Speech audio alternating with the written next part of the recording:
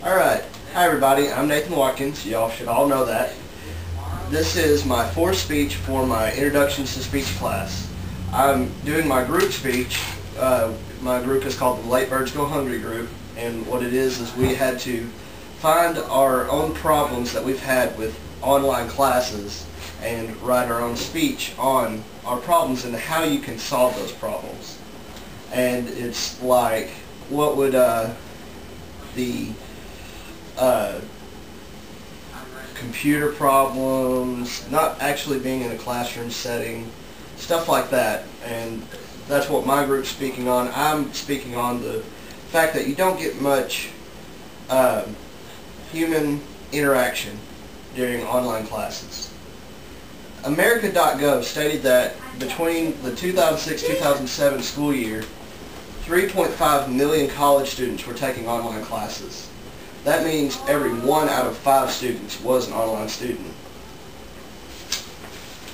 The classes offer many advantages over regular classes, such as you don't spend as much gas money, you get to wear your pajamas to school, you can do your work anywhere if you have wireless internet, but it does have disadvantages.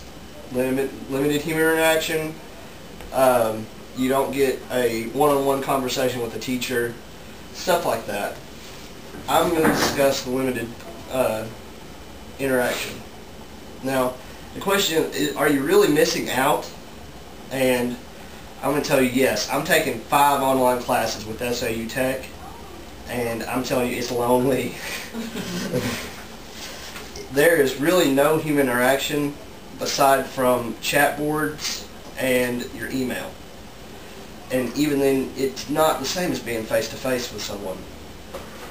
When you take a normal class, you develop a bond between your teacher and the classmates, and you interact with each other, and it can lead to friendships or even romance. And you get to know each other personally. And instructors become a lot less formidable when they're face-to-face.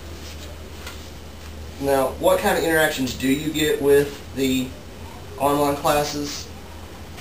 You get the discussion board. The discussion board is basically just a chat board for the class. It's so people can discuss policies and students can discuss assignments, stuff like that.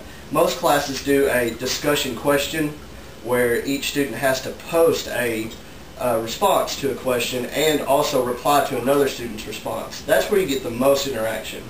The next area of interaction you get is the email.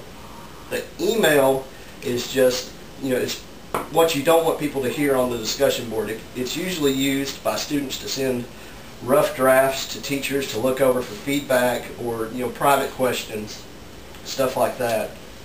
Now, the last place you get interaction online is through the instructor's feedback on graded items. They'll tell you what they liked, what they didn't like, what you can do to improve, stuff like that. And it's just that's all the interaction you get. But what are the solutions to this? What can you do to increase the interaction? You can try to start a classroom discussion online. People respond to friendly posts, and you can try to find common ground. Just start a discussion on the weather, and it could turn into Facebook.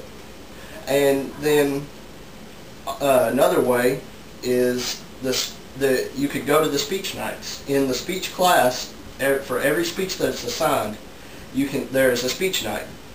The instructor will meet you up at the school with a bunch of your fellow students, and you give each other your speech. And that's a great way to meet each other, talk, and all that. Or you can declare a class dinner. College students love to eat, and a class meeting at Taco Bell can really pull people out of their shells. Now, online classes may feel lonely at times, but with an effort, I believe you can overcome this and make friends. Communication is available more now than ever before. It's just up to us whether or not we will use it. Thank you.